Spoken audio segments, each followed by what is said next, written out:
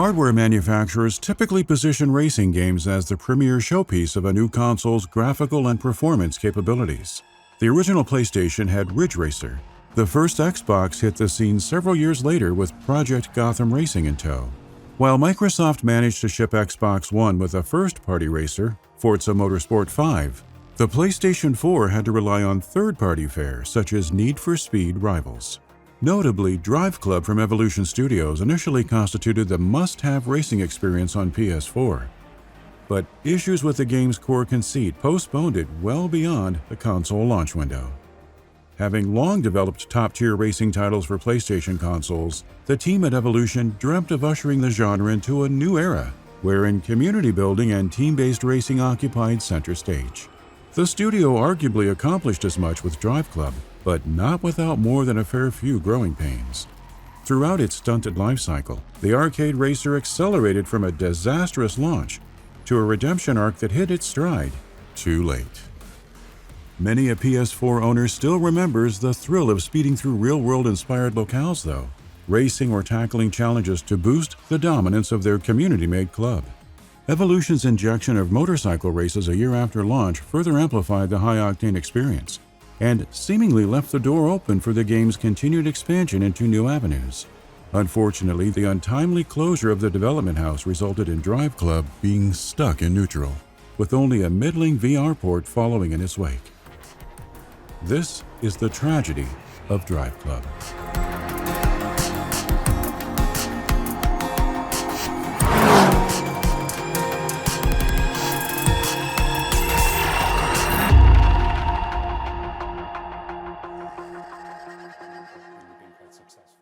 This video has been brought to you in part by Keeps.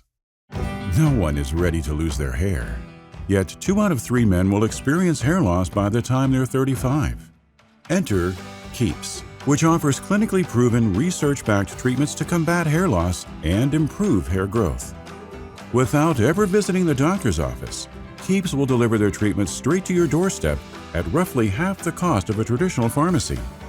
Whether you're looking to increase hair growth or simply maintain what you have, Keeps keeps you covered. So act now. To get 50% off your first order, click the link in the description. That's keeps.com/GVMERS. We'd like to thank Keeps for sponsoring this video. I wanted to do something that I really enjoyed. Martin Kenwright and Mick Hocking, formerly of Digital Image Design, established Evolution Studios in 1999 alongside Psygnosis co-founder Ian Hetherington. Along with several other ex-Digital Image Design employees, the crew built a rally racing demo on PC that captured Sony's attention. Out of this connection came a contract deal in which the publisher tasked Evolution with developing a licensed World Rally Championship game for PlayStation 2, resulting in the two entities producing 5 WRC racers between 2001 and 2005. The next console generation saw Evolution's first original IP, MotorStorm, count among the earliest PS3 titles shown, then play an integral part in the console's launch lineup in Europe and Australia. After just one success story for the then nascent off-road racing series, Sony acquired the Cheshire-based developer and its satellite team Big Studios in 2007 for a reported £16 million, the equivalent of $32.6 million at the time. Evolution went on to develop 3 additional MotorStorms for PS3, the last of which, MotorStorm RC, also landed on PS Vita. Yet all the while, the crew had another far more ambitious racing title in mind, one that prioritized racing with friends. Upon announcing the game during Sony's PS4 reveal event in February 2013, studio game director Matt Southern wrote in a PlayStation blog post that the concept for Driveclub dated back to his start at the studio 9 years prior. Real-world cars, stunning vistas, and gameplay structured around team-based racing served as the main pillars, each grounded in a desire to create a space where car enthusiasts could exercise their passion within a strong community. In pursuit of such ends, developers drafted web design concepts demonstrating how players could connect with people and access clubs away from their consoles. The racing club-focused concept proved too technologically advanced for contemporary hardware, however. Southern explained that despite Driveclub's general simplicity, it demanded a socially connected network and audiovisual technology that didn't exist in the idea's embryonic phase. The advent of PS4 and its higher-powered innards led Evolution to believe the 8th console generation represented the perfect time to turn his long-held dream into a reality. Step 1 towards bringing this reality to bear manifested in hiring new talent to expand Evolution's design and vehicle handling team. In addition to existing staffers who previously worked on WRC, the crew brought in developers whose resumes boasted credits on Gran Turismo, Formula One, Project Gotham Racing, and Wipeout. And according to Southern, the PS Vita title MotorStorm RC acted as a gateway into Driveclub, allowing the group to test its theories about connecting social networks with asynchronous challenge-based racing on multiple devices simultaneously. Driveclub's game director Cole Rogers later described the resulting product as a totally connected game. Its play anywhere with anything motif providing the appetizer that would lure players in and entice them to stick around long-term. At the nexus of it all sat the promise of each user's ability to interact with Driveclub from their PS4, PS Vita, and supported tablets and smartphones. Of course, the proposed 24/7 connection meant Evolution would ensure racing enthusiasts always found new experiences worth exploring. It seemed a bold premise for a console game, regardless of the power packed within the hardware. The studio's ambitions extended to graphical fidelity as well. Realistic interiors and exteriors proved a sight to behold, with Driveclub's cockpit view especially highlighting an incredible attention to detail. The absence of simulated lighting further exemplified a commitment to realism, courtesy of a dynamic day-night cycle whose capabilities included recreating a geographic location's time of day upon player selection. But these various efforts, no matter how integral to the enjoyment of Driveclub, did nothing to ensure the game itself could run as intended. Sony set its sights on bolstering PS4's launch with myriad Day 1 releases, including third-party adventures like Assassin's Creed 4 Black Flag, second-party games such as Resogun, and first-party showpieces that ranged from Killzone Shadowfall to Knack. Driveclub also counted among the list of planned launch titles at one point.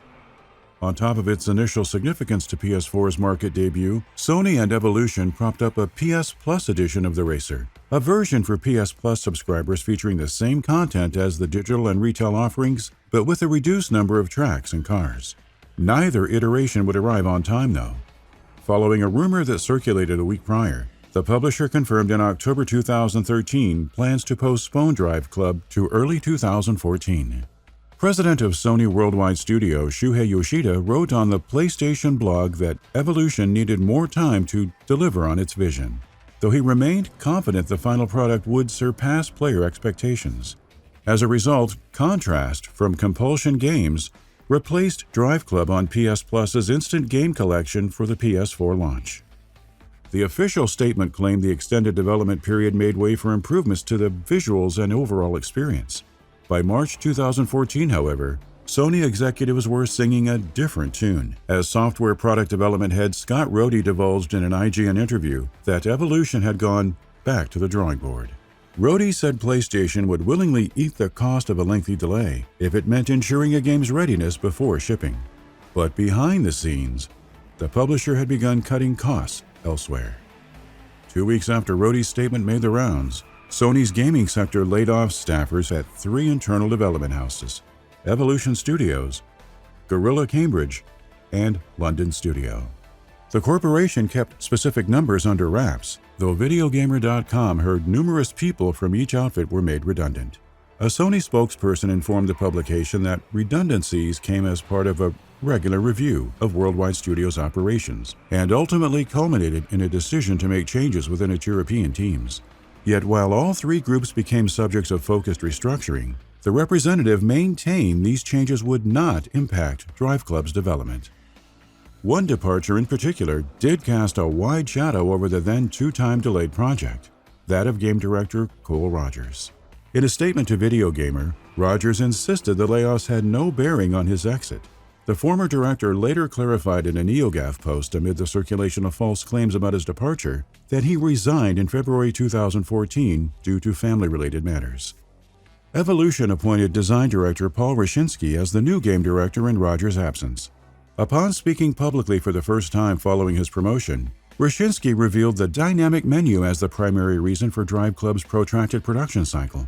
Because the dynamic menu functioned as the portal into Driveclub, its seamless connectivity was tantamount for sending challenges, joining clubs, or interacting with the app on Android and iOS. The director told Game Informer the menu's lack of seamlessness ahead of the PS4 release, along with its inability to intuitively connect users, forced developers to revisit the process and draft new techniques for socially connecting players. Notably, the solution manifested in a revised dynamic menu system with activity feeds, filters based on a player's location in the Driveclub network, be it mid-race or even in the mobile app. Roshinsky seemed confident that Evolution had addressed the most significant issues and sat on the precipice of releasing a solid, socially charged racing game. Such confidence echoed in the late April 2014 announcement that Driveclub would finally roll out on October 7th. From the outside looking in, things flowed smoothly for Driveclub in the months leading up to launch. Amid controversy regarding egregious microtransactions in Xbox's Forza Motorsport 5, Evolution assured players the PS4 exclusive racer would feature no such monetization. The weeks before release also saw the studio outline a $25 season pass and free DLC roadmap replete with guarantees of new content that excited much of the would-be Driveclub community, especially since the first free content update promised the addition of a powerful weather system. Driveclub's actual rollout fell short of expectations. Due to unforeseen technical woes, however, countless users found themselves unable to join the game online, with server load issues engendering a disastrous launch. As a consequence, Evolution temporarily postponed the PS Plus edition and My Driveclub app in an attempt to ease server traffic. Another quick, albeit largely ineffective solution came in the form of a one-in, one-out policy, which dictated that Driveclub wouldn't accept a new player connection until someone else logged out. On the upside, users encountered no further troubles once making it through, but connectivity errors persisted, so much so that by the end of October, the developer delayed Driveclub's PS Plus version indefinitely, fearing an influx of newcomers would only exacerbate the problem. Such a decision was deemed necessary despite mid-October's 1.03 patch, increasing server capacity. Questions about what had gone wrong flooded forums, social media, and all public-facing developer communications. Game director Paul Roshinsky responded via his personal Twitter page, telling fans that beta tests yielded no connectivity issues and left Evolution confident that everything was ready pre-launch. Interestingly, PlayStation executive Shuhei Yoshida would later claim in a June 2015 Kotaku interview that stress testing for Driveclub was not designed correctly. Regardless of the how and why behind the Driveclub debacle, Evolution ironed out the kinks for months on end and compensated players with additional free content, some of which had previously been planned as premium DLC. All the while, the wait for the PS Plus version continued unabated since Sony and Evolution were wary of overloading the Driveclub servers once again. The road to redemption featured a bump or two, though namely in another round of layoffs in May 2015, resulting in Sony jettisoning a reported 55 staffers from the Cheshire-based production crew. In confirming the redundancies, Sony cited the move as a restructuring process that would allow Evolution to focus on Driveclub as a service, specifically with regards to its PS Plus edition. To some degree, this marked the beginning of the end for the once storied racing studio, but both Evolution and its beleaguered racer still had some gas left in the tank.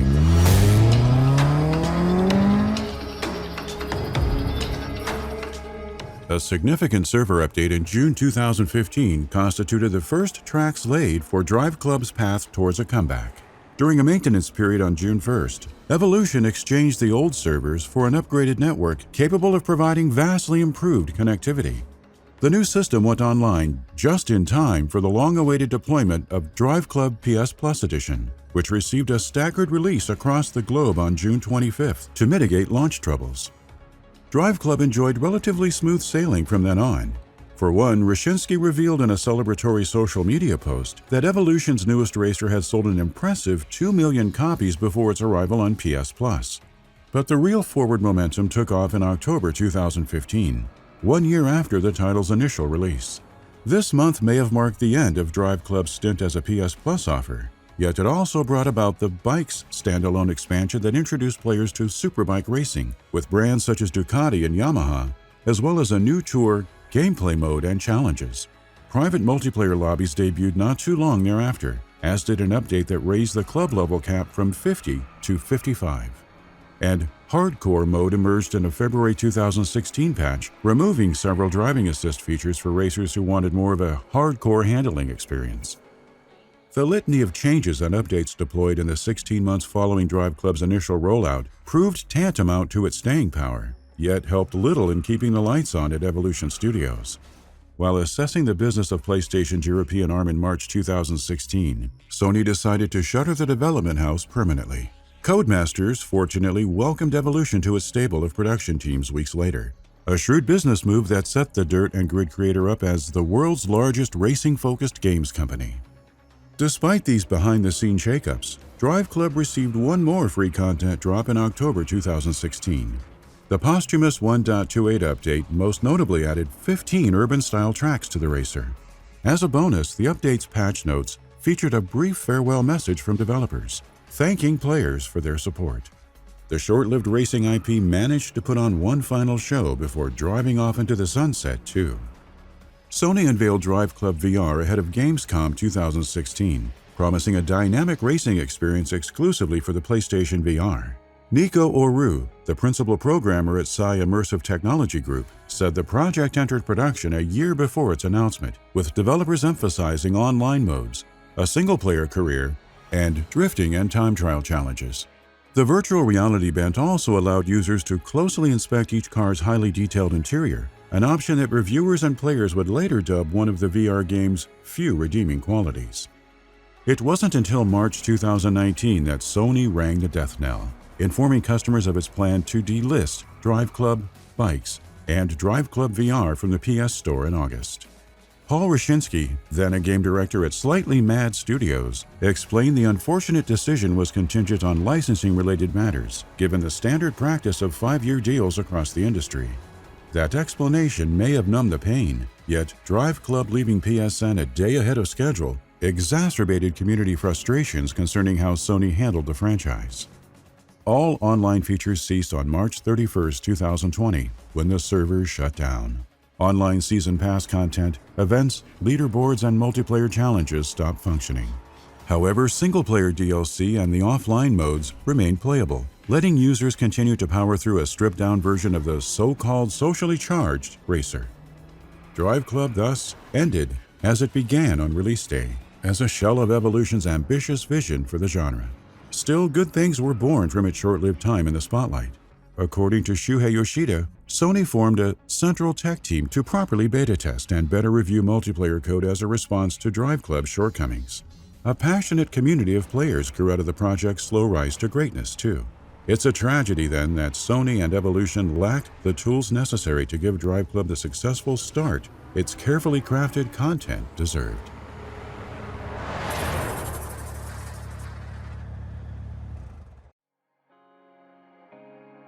Thank you for watching. We'd like to take this time to thank, by name, the generous patrons who have pledged to our Hall of Fame reward tier: Alex Moretti, and those currently subscribed to our producer reward tier: Brock Piviroto, Darirap Sigurdsson, GetWrecked.com, Kira May, Landy K. Hayes, Mario Herrera, Milkshake. If you enjoy our content, please consider subscribing to our channel and backing us on Patreon.